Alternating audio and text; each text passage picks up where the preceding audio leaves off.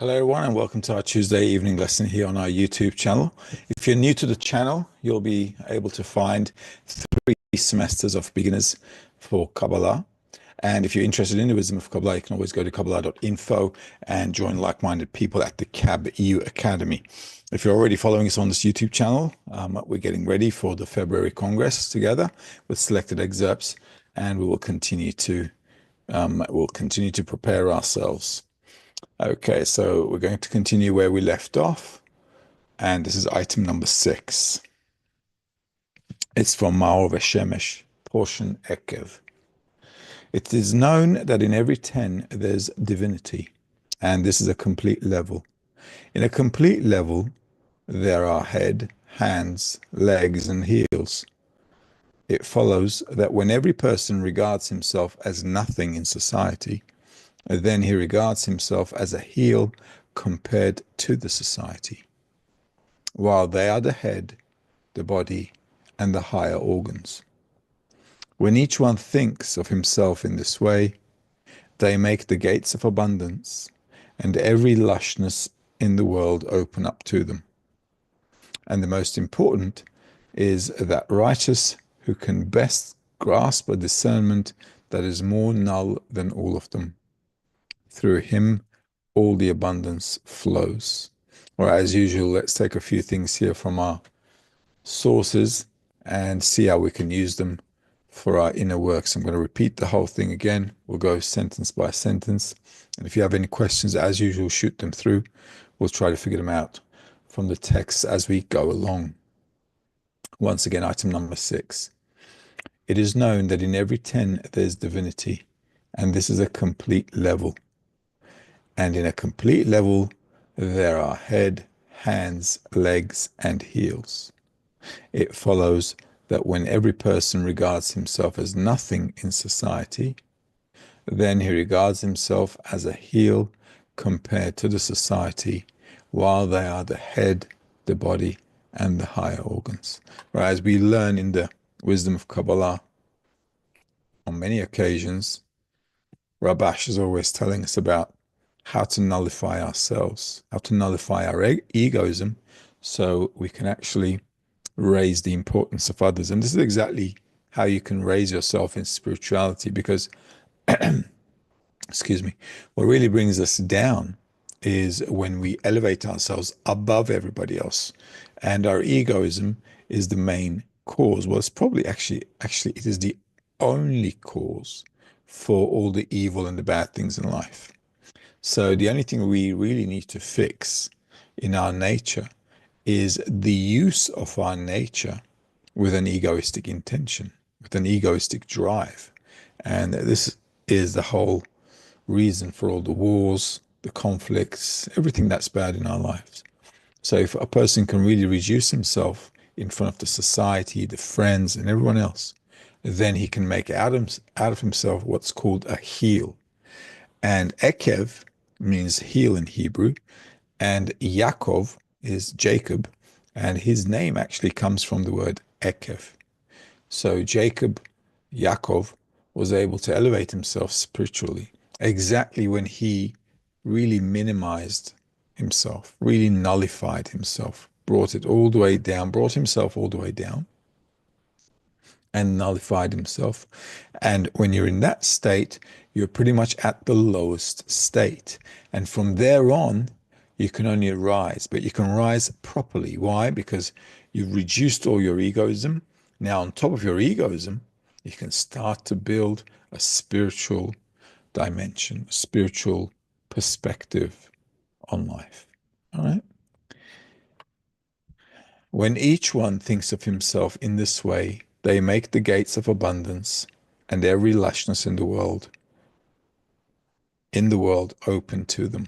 So this is a job for everyone in the 10. This is why we need a 10, by the way. If I don't have an environment where I nullify myself, then there's really no application of any of the things that we're learning. So it's very, very important that we understand what we need to get to, how we need to get to, and how we need to really use the environment properly and correctly so that we can first come to the recognition of our egoism and see how it's causing me all the harm.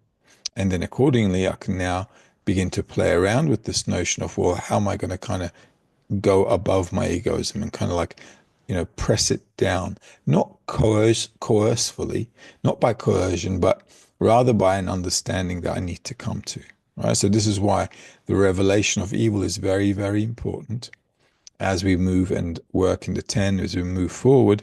What we're always coming to is discovering how bad our nature is.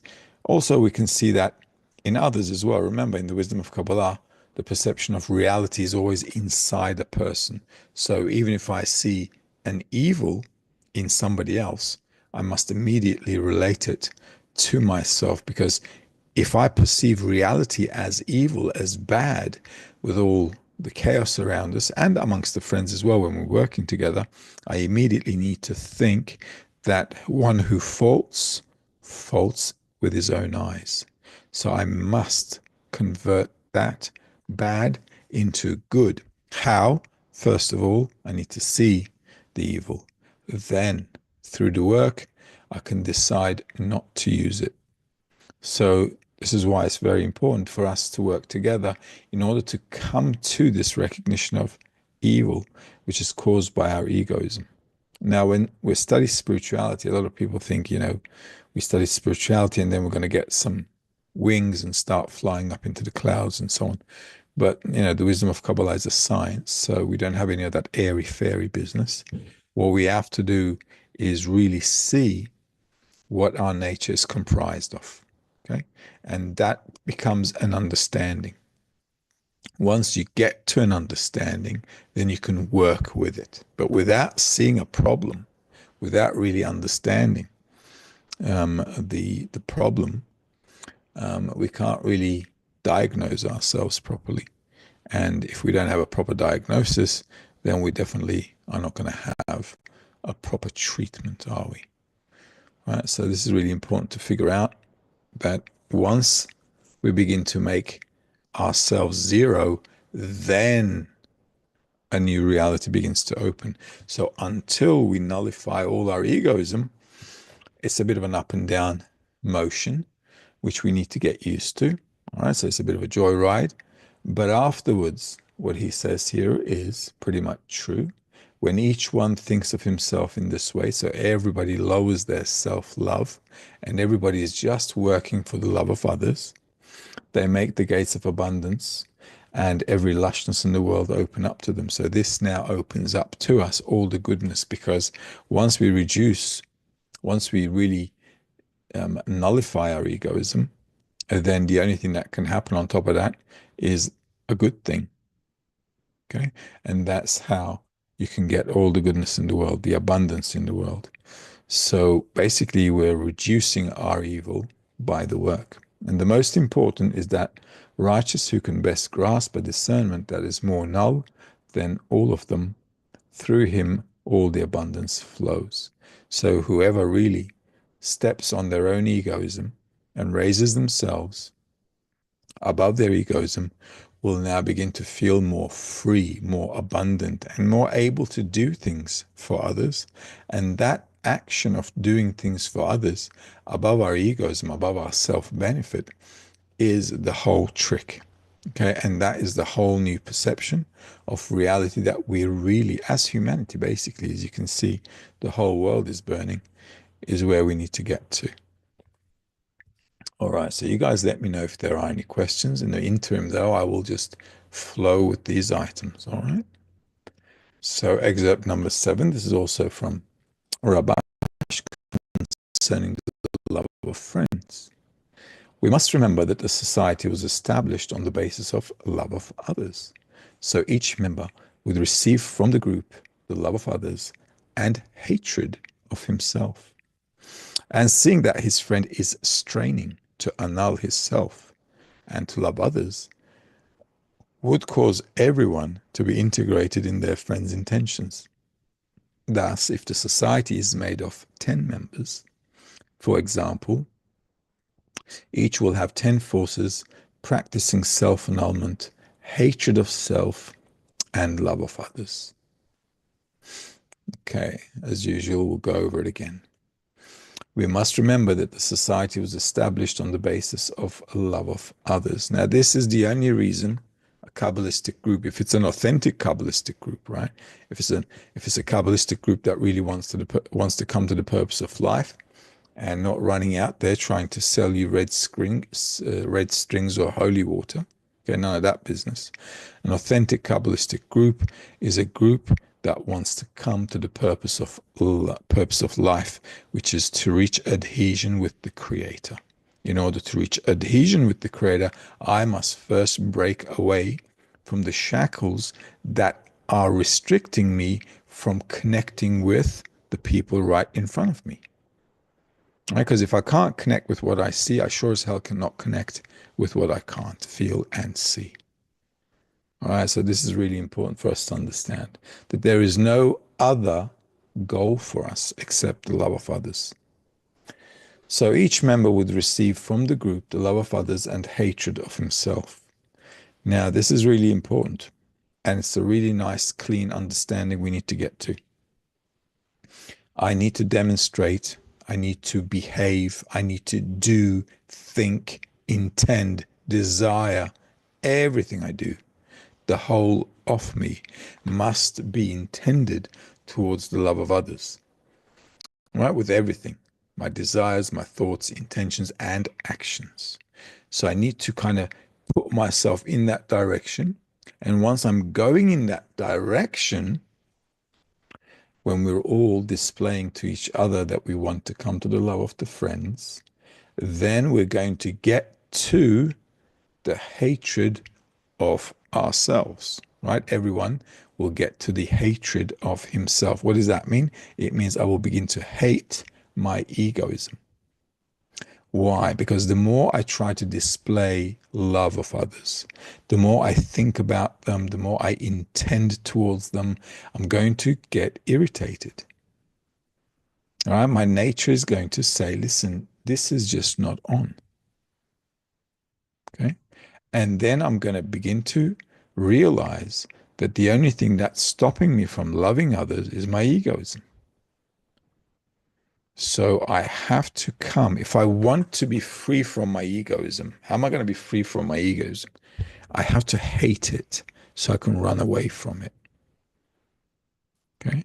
This is why it's very important. This is the same work in Egypt.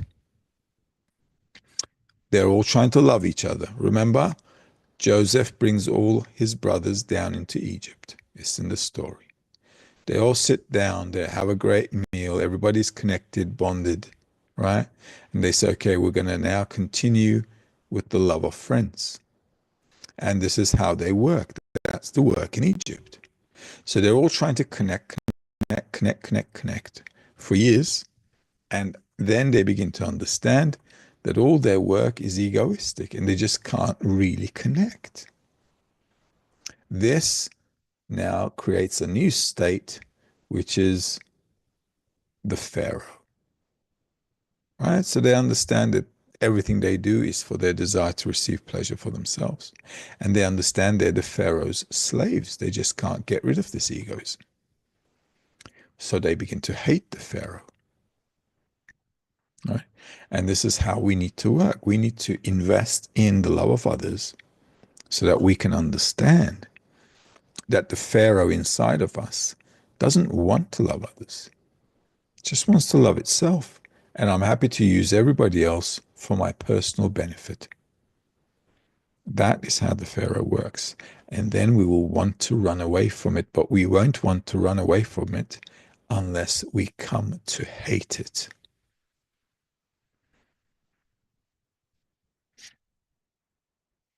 and seeing that his friend is straining to annul his self-love. Sorry, let me read that again. And seeing that his friend is straining to annul his self and to love others would cause everyone to be integrated in their friend's intentions. So when we all show each other effort, that we're all trying, we can be unsuccessful. It doesn't matter, right? We're not expected to be successful. We are expected to make an effort. So if I see that every friend is making an effort, that is already enough for us to have fuel. Okay, because all our friends are trying, so I want to try and I want to do it as well. So this way, we're all kind of integrated. It's like we're all in the same project. All right, so we're all doing the same project. And we understand that it's difficult for us, but when we're all together and everybody's making an effort, even though the project is really difficult, we can manage it. All right, we can somehow, take a step every day. And this is how it is. Thus, if the society is made of 10 members, it could be less, it could be more, it doesn't matter. The important thing is that I've got a 10, I've got a group. Okay, it could be 10, 15, it could be 6, 7, doesn't matter. The important thing is there is a team, there's a group. Each will have 10 forces practicing self-annulment, hatred of self, and love of others. So this must always be displayed. I have to show the friends I'm trying to love them, help them, support them, and this I need to do wholeheartedly. And even if I don't want to, because our nature will not want to. Right? So if I begin to realize how my nature works, then I can say to myself, I don't really want to do this, but the goal is important. So I'm going to go and do it. Just like when we go to work, there are certain things we don't like to do, but we go and we do them because we're expecting a payment, right? So a person can work against his nature.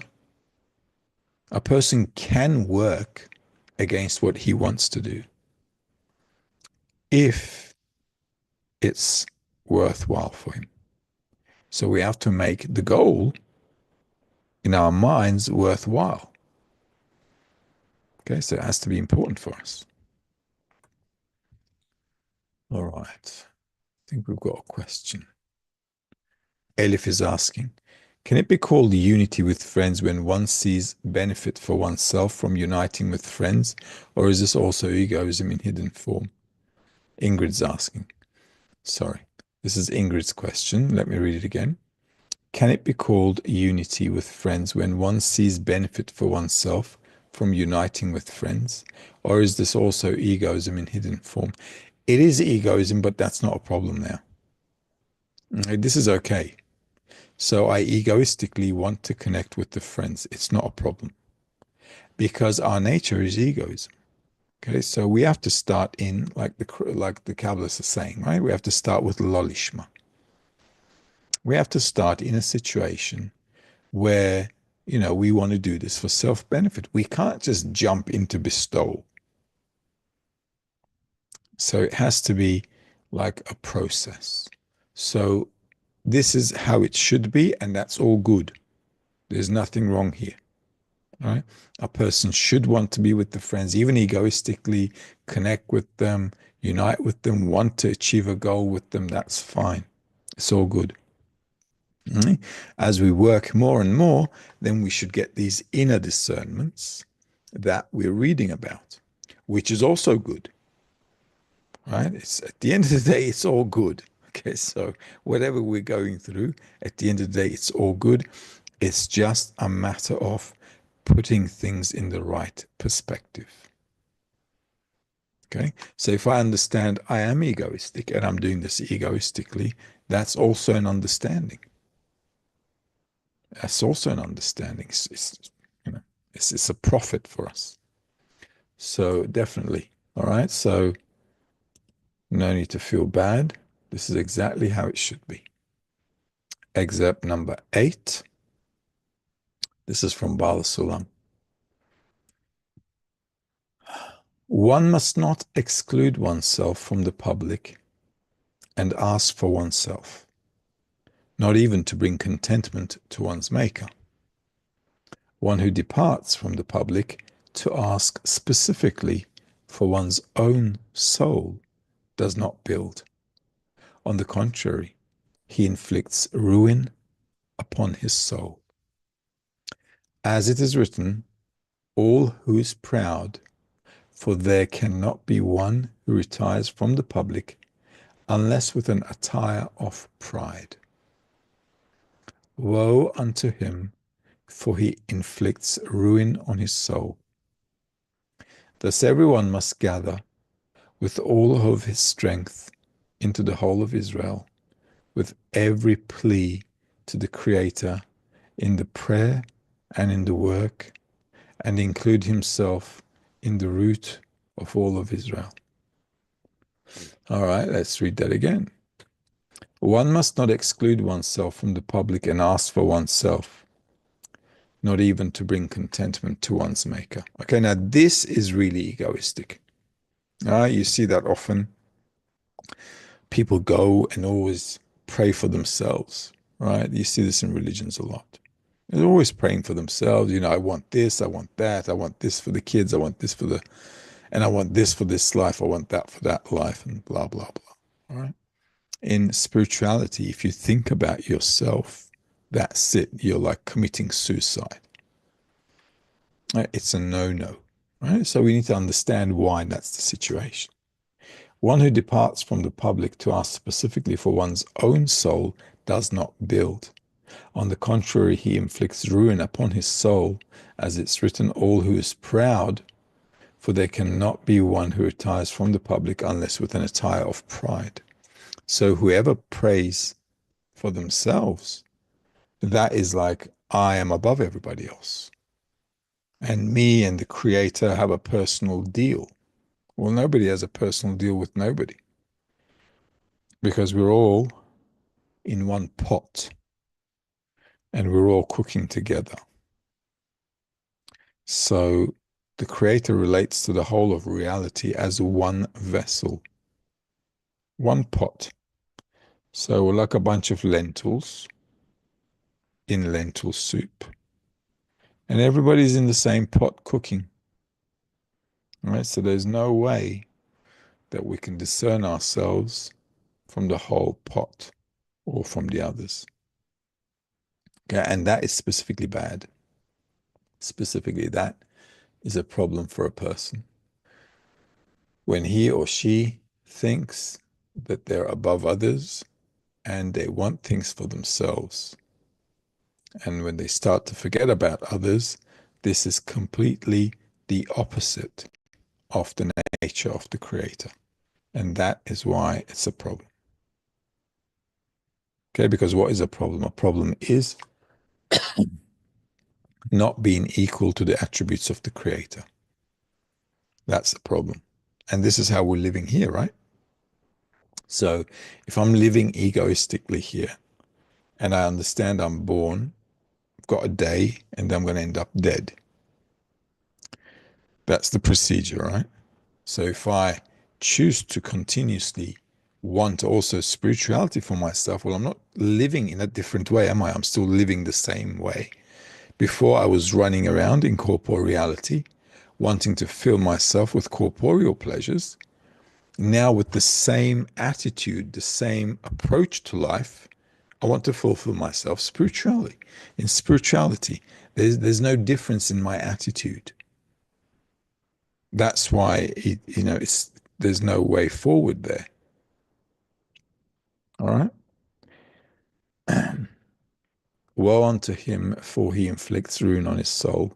Thus everyone must gather with all of his strength into the whole of Israel, which is the group. So all of us really need to focus on the center of the group, right? The group is called Yashar El Israel, to the Creator. If we all get together, okay, become one bundle towards the Creator, then the group, the 10, is called Israel. And then this group, everybody in the group must focus on one point, and that is to bring the creator into the center of the group for the friends. And if everybody's praying for the friends, then everybody is a part of the prayer. Okay? This is why you need a group. Think about it logically. Okay? If all of us are praying for all the friends, then everybody is getting prayed for. Okay? It makes sense, right? But if I just pray for myself, it doesn't make sense because I'm still stuck in myself. Okay? So what are we doing? We are giving and receiving. So we have a balanced out equation here, right? With every plea to the Creator in the prayer and in the work, and include himself in the root of all of Israel. So when everybody's praying for the group, everybody's praying for everybody, and that is the state when we're all attaching ourselves to the root, to the Creator. Okay, because the root of Israel is the Creator. Okay, so when everybody's praying for the friends, everybody's praying for everybody else, we're attaching ourselves to the Creator because we're thinking of others and not of ourselves. And that's how the group then becomes united with the Creator. Right? It makes sense. If we do it right, we'll feel this balance, this stability in the group. Okay, we'll feel this flow between us. If we get it right, there'll be moments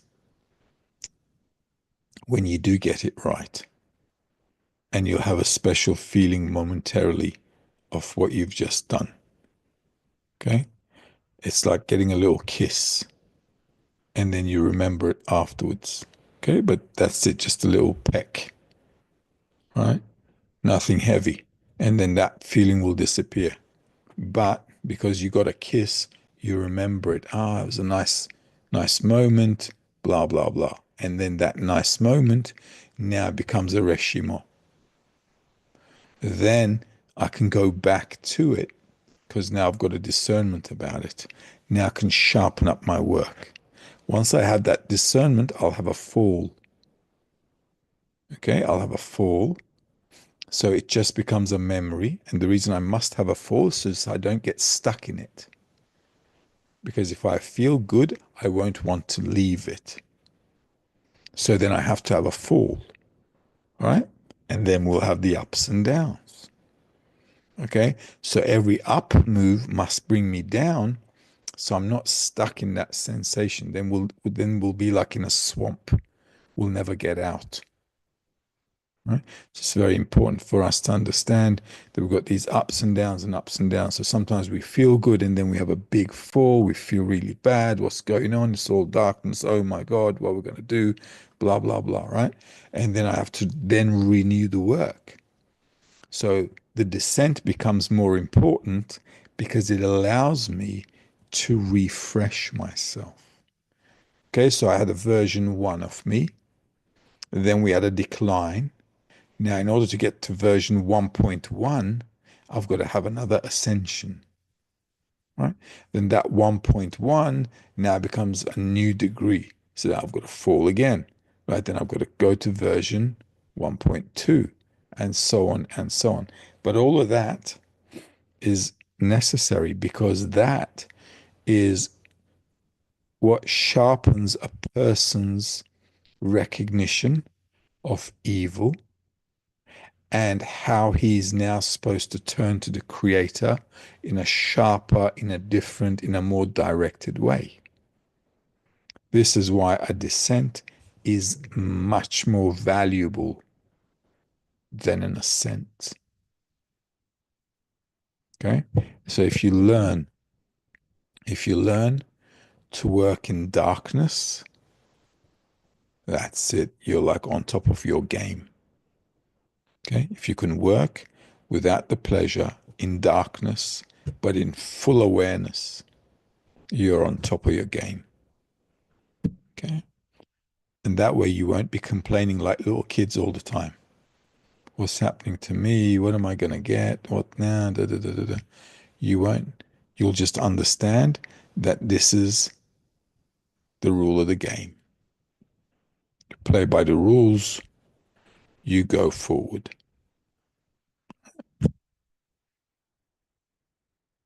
Okay, so there's another question here. Kadir's asking, so my teacher is selfish connection into friendship, Lolishma. What is exactly Lolishma? Well, Lolishma is I want to connect with the friends because I understand I'm going to get a profit from it. It's for my benefit, okay? Which is okay. Which is okay. Right? This is how we come to the goal. We're all egoistic. We understand we want to egoistically get spiritual, and that's fine. Okay? That's how we start the way. Alihan's asking, if the fault is in the person who sees it, if I see fault in a friend and the fault belongs to me, wouldn't it be a right prayer if I turn to the Creator to correct my own faults? Well, that's okay. You can do that. Correcting yourself. Okay, if you understand what correcting yourself means, it's not a problem. Correcting yourself means to change your egoism into love and bestowal, right? If you do that, it's good for others. Think about it. Look, we're egoistic. We want to get things. Okay, I want to get things. What's spirituality? Spirituality is giving to everybody else. Okay. So if I understand that I want to change to give to everybody else, and I ask for that, that's fine. Not a problem. Okay. That's probably because you don't know what giving is yet. If you did, you wouldn't ask for it.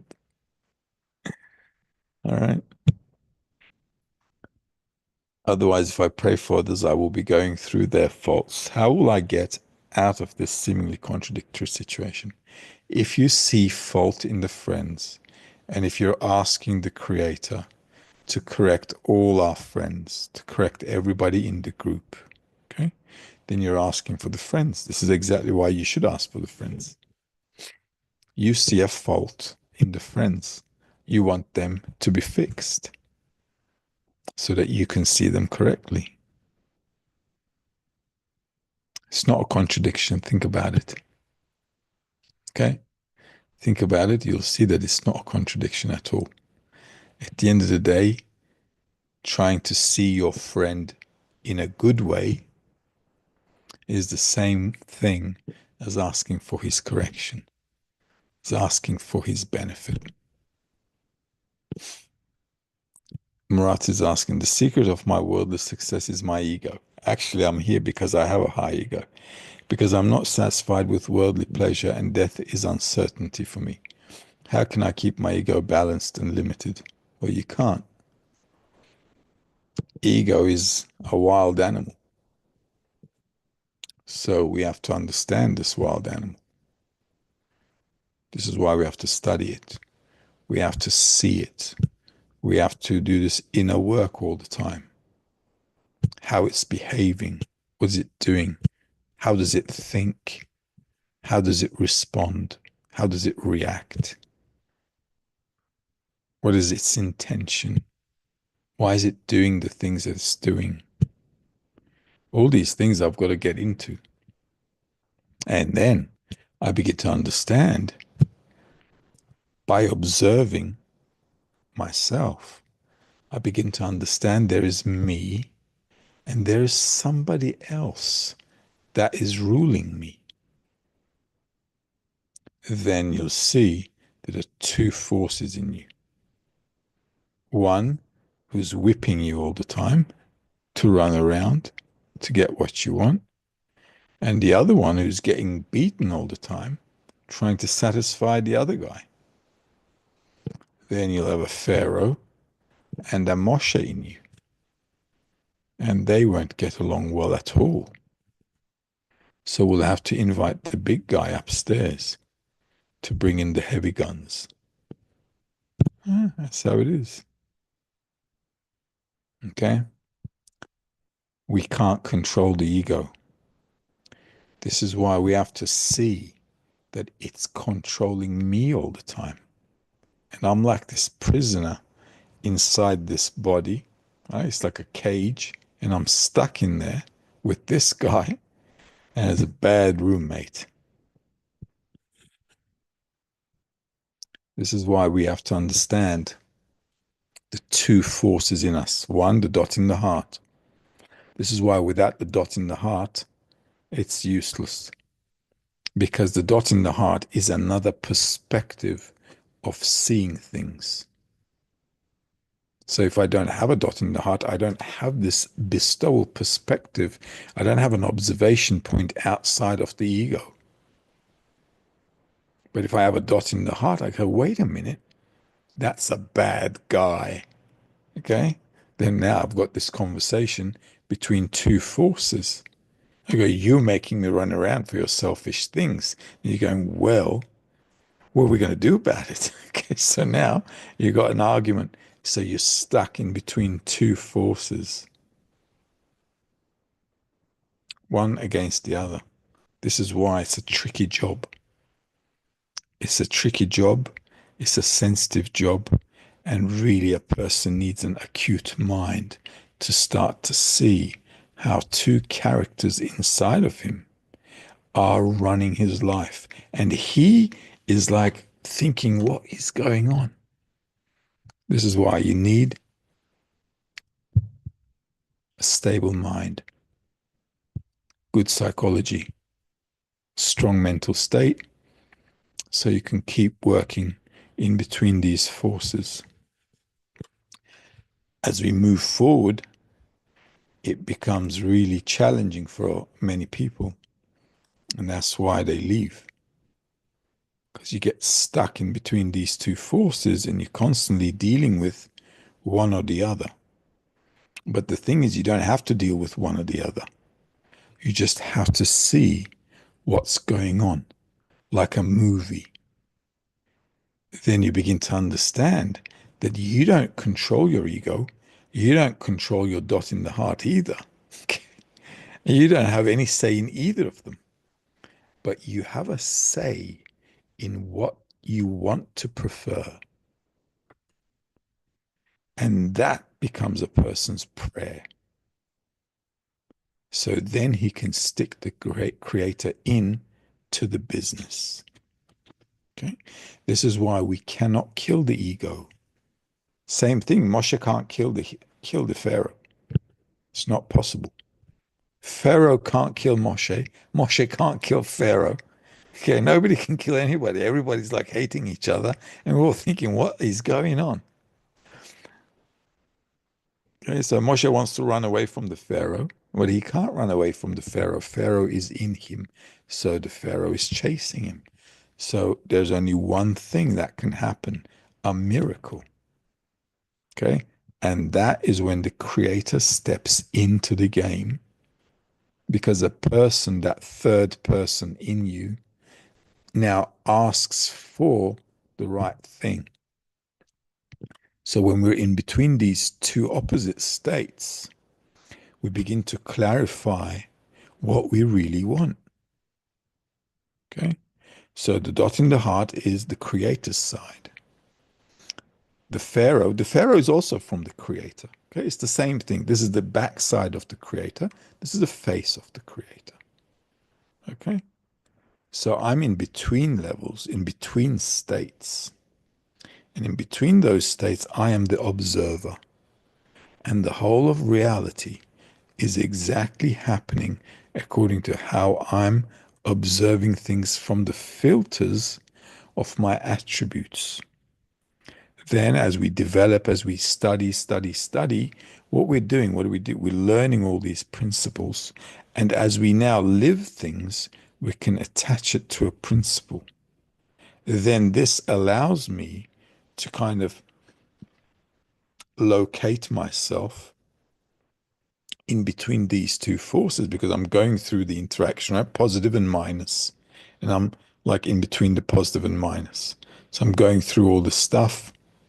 And as I go through all these things, emotions, thoughts, intentions, I begin to just clarify myself. Then I begin to say, okay, that is the bad guy.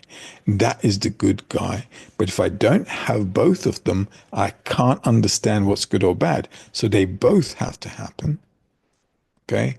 And then I've got to call in the creator so that I can choose the good over the bad.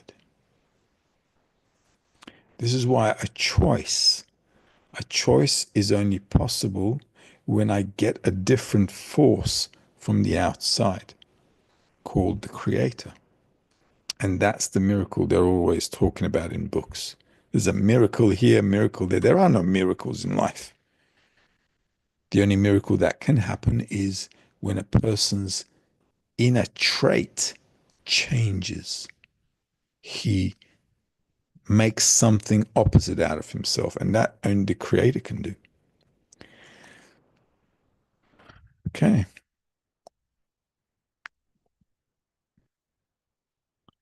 Okay. Osongo's asking, is it possible to study Kabbalah if you have mental health issues? Definitely not a good idea. If you're psychologically unstable, mentally not stable, not at all. Okay. It will not help you, and it's not a good idea at all. This work really requires a person to be stable, to have a sound understanding of life. Ingrid's asking, can one build or grow the point in the heart stronger? Absolutely. This is exactly what we want to do. All right. So the dot in the heart is from the creator. What we want to do is we want to make it stronger. Okay. So we want to enforce, we want to like boost that dot in the heart so that the attribute of bestowal can balance out my growing egoism. Because every day our egoism is growing. So if I don't balance it out with the dot in the heart, I'm going to have a drama, aren't I? This is why everybody's having problems in life. We're growing egoistically. We're developing egoistically, but nobody's taking care of their soul. So the whole society is messed up. Okay? Because there's no way for you to balance your growing egoism day to day. Growing ego, growing ego, growing ego. And if I don't have a power against it, I'm just going to get burnt out. This is why everybody's got psychological issues, drug problems, violence, all kinds of stuff in life. Every personal problem a person has is because of the lack of that balance in between the two forces of nature. This is the only reason people have a problem. If we were balanced out, we'd have an understanding. I have an understanding of egoism. I have an understanding of bestowal. I need to balance them out. Balancing them out can only happen if I nullify the egoism. Because if that's the bad force, I got to nullify it with a good force. And the only way I can do that is if I increase the good over the bad. So how am I going to increase the good force above the bad if my nature from birth is egoism? That can only happen if I get force from others. This is why a society can change a person. A society can have an influence on the person, positive or negative. But if we're all working towards the same thing, this is why we're studying about the love of friends all the time. People sometimes think we're nuts, thinking about loving others all the time. What's the matter with you people? You're like love bugs running around. Okay. But this is exactly the point. Because if I'm constantly renewing myself on this topic, okay, I am building a force against the natural force in me, which is to self-love. Okay, because my natural nature is love me. But if I'm constantly working with an environment going the opposite direction, I have a shield now against that. And that is how you can balance it out. And then if you don't, everybody's all in all kinds of trouble in life. This is why environment is the most important thing. If we all work towards the love of others, I feel it's worth working for the love of others. Why? Because I'm like seeing the guys are doing it. They're doing it. I'm doing. We're all doing it. So now it becomes, for me, a normal. And look, this is how we live, right? Because we're now practicing it. We're learning and we're doing it. Now we think, well, loving others is normal. And then we go back to work tomorrow. Everybody's in self-love and thinking, what is the matter with these people? It's true. They, on the outside, are abnormal. They think they're normal. Look at the world. Can you agree that they're normal living life like this? Absolutely not. So, love bugs is the new normal.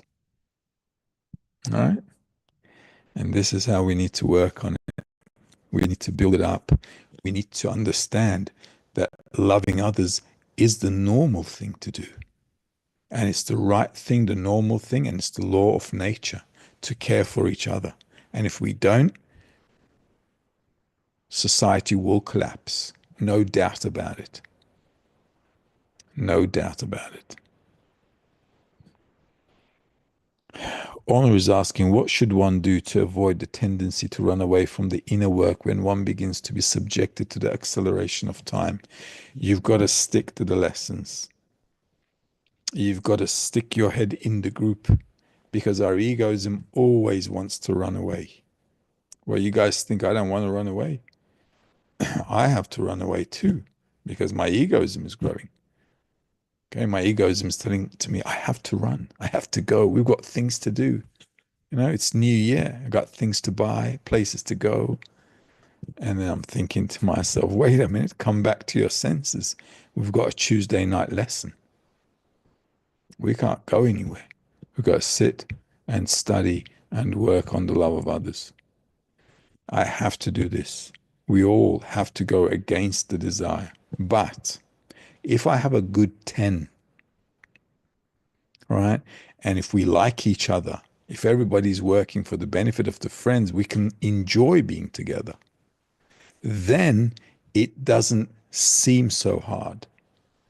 Okay, because I've got a good bunch of friends. We're all having a good time. We have dinners together. We, spend time together. We're working together. Spirituality doesn't have to be boring. You guys can all go out, have a football game. You guys can all go out, have a dinner, meal, picnic, go out, have a few beers. Okay, but don't miss a lesson. We have to come back and keep washing ourselves. Okay, a lesson is like I'm going into a Turkish bath. All right. And the group is like rubbing me up. And I'm going to come out of there crystal clean. Something like that, anyway. Again, that's the whole idea. So we can make use. Once I was in Istanbul, and with all the guys in Istanbul, we all went to a Turkish bath. So let's go to a Turkish bath and get cleaned up. All right, it was good. It was good. It was a good fun. All right, so you can have fun with the guys as well. If we're all together and if we do things that we like to do, being spiritual doesn't mean we have to, be in a serious mood all the time. Okay, we want to be in a good, loving, lofty, happy mood and work. Okay, so keep it fun. Metan is asking, what do you think about current situation in the Middle East? The Middle East is always going to be a big fan with a lot of things hitting it. Until the end of correction, the Middle East is just a dump. It's just how it is. And the more we stay out of there, the better it is for all of us. All right. Last thing you want to be around are bad neighbors. So The less we're all involved, the better it is. Let them do what they need to do. Let's do what we need to do. All right. And the more we stick our noses into other people's stupidities, the more we will suffer.